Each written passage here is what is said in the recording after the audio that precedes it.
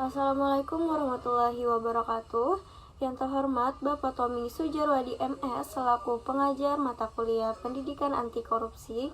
Sebelumnya izinkan saya memperkenalkan diri. Nama saya Nuril Askia dari Prodi Sarjana Terapan Sanitasi Lingkungan tingkat 1. Di sini saya akan menjelaskan strategi pemberantasan korupsi. Strategi pemberantasan korupsi terbagi menjadi 3. Yang pertama, strategi represif, strategi perbaikan sistem, dan edukasi dan kampanye.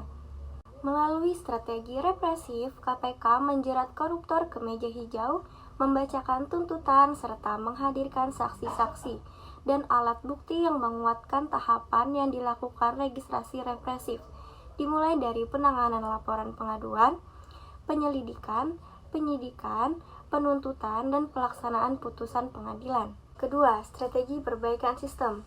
Tidak dapat disangkal bahwa banyak sistem di Indonesia yang justru menyisakan celah bagi terjadinya praktik korupsi. Misalnya, prosedur kepegawaian menjadi lebih rumit, sehingga menimbulkan suap. Tentu saja ada banyak lagi, tidak hanya terkait dengan utilitas, tetapi juga terkait dengan perizinan, pembelian barang dan jasa.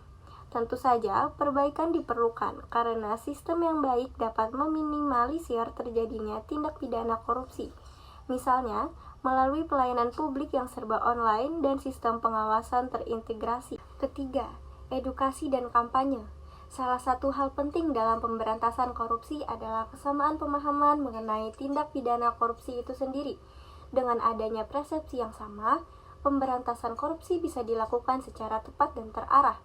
Sayangnya, tidak semua masyarakat memiliki pemahaman seperti itu.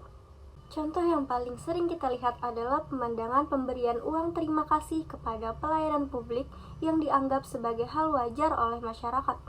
Maka dari itu, edukasi dan kampanye merupakan hal yang sangat penting sebagai bagian dari pencegahan tindakan korupsi. Edukasi dan kampanye memiliki peran strategis dalam pemberantasan korupsi. Dengan demikian, kesadaran masyarakat meningkat akan dampak korupsi, serta dapat membangun budaya dan perilaku anti korupsi di Indonesia. Menurut saya, hukuman yang tepat untuk para koruptor adalah seperti ini. Ya, bisa dilihat pada gambar di samping. Oknum yang bersangkutan akan dimasukkan ke dalam ruangan kecil yang memiliki sepetak lubang untuk bernapas, diberi makan sampai ajal menjemput. Kedengarannya hukuman ini seperti psikopat dan sangat bertolak belakang dengan rasa kemanusiaan. Tapi, jika hukuman ini dilakukan, pasti tidak akan ada lagi yang berani merampas harta negara karena melihat hukumannya yang begitu sadis dan menyiksa.